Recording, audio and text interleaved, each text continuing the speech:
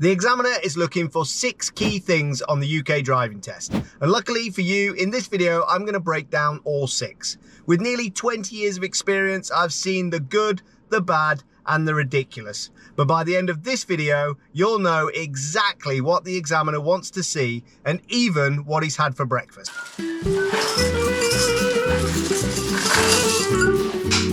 Okay, maybe not that much, but let's get into the video with number 1, which is observations. So with observations, the examiner is seeing if you know what is in front of you, behind you, and beside you at all times. We've all heard the mirror signal maneuver routine. Now's the time to really apply it on your driving test. So we check mirrors whenever we change speed or direction. We check our blind spots whenever we are reversing or whenever we are lane changing. A couple of tips I tell my learners are, if you're crossing over a white line, make sure you check your blind spot to the direction that you are crossing that white line. Think about the handbrake as being a good way to control when to check your blind spot. Before you take your handbrake off after pulling over, you will obviously need to do your blind spot check. So this is a great tool to use to give you the prompt to do that check. Number 2 is judgment. Are you making safe decisions about when to go, how to pull out on roundabouts, how to get out of junctions safely and not cause another vehicle to change speed or direction? Being cautious is key here, but also try and be confident because hesitation can be a problem as well. Don't force your way through tight gaps. And remember these sayings: if in doubt, chicken out, or reduce gap, reduce speed. Little sayings like this can help you anticipate problems and hopefully get past this part of your driving test. Number 3 is control. How well can you control your vehicle in different situations? You will be asked to do a hill start, so make sure you practice your biting point and your gas when it comes to this kind of set-off. Some of the random things I say to my pupils is, imagine you've got a glass of hot water on your head and you don't want to spill it. That means you're braking smoothly, you're setting off smoothly. And also use your speedo as a guide as to when you can come off the clutch completely. 5 miles an hour is, in this car, the minimum amount that before you should lift the clutch fully. So consider that in your own vehicle and practice how you move off. I have done a video on that, so feel free to check that out. I'll put a link in the description below. Now, it's important to remember on the test, it hasn't got to be perfect. Think of your driving test as having a pyramid structure when it comes to the faults. So the lower level is where you'll mainly sit most of the driving test. You might feel the odd, rumble in the car when you try and move forward, a little bit of a judder maybe. You might realize that you slightly were late with the mirror check, or your indicator was maybe a little bit late. You crept over the speed limit by a couple of miles an hour, but you dealt with it and brought it back down. These things might not even get marked on the driving test. So they're things you'll notice, but they're not things that really are worthy of a minor fault. And then we've got level 2. So this would be where the minor faults are. So this is when you've completely missed a mirror check, or, you go to set off and your engine stalls. So these things, they're more noticeable to you, and the examiner obviously is going to mark them down as minor faults. But on your driving test, you can get 15 minor faults before you fail if you have the 16th minor fault.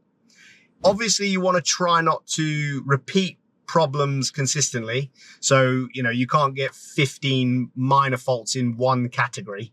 But it's important to know that you have this level of sort of a buffer, if you like, of faults that you can make. And it doesn't have to be perfect. Now, the top level, level 3, this is where things obviously have gone wrong. So you might have not checked your blind spot when lane changing or doing a maneuver, or you've stalled the car multiple times in the wrong gear, or you've switched lanes, or, the things that are dangerous, could lead to a problem in the future, or break the rules of the road. We know we've done these when they happen, but remember, the test is a step in the right direction. It doesn't matter if you fail. It's not great, obviously, it costs money and it's the delay, but you will learn so much from that driving test. Ready for the next one, ready to show the examiner that you can do it next time. Number 4 is positioning. So it's important we position the vehicle correctly at junctions. Follow the curve of the junction. Don't go over the center line or overshoot the end of the road. Make sure on roundabouts you're remaining in the lane you chose, even if it takes you the wrong way. Yes, you will not fail for going the wrong way as long as you go the wrong way correctly.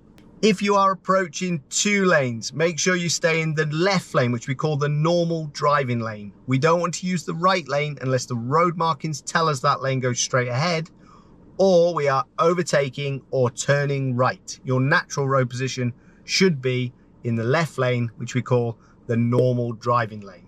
Read the road ahead. Make sure you're looking at your road signs when you're approaching busy roundabouts.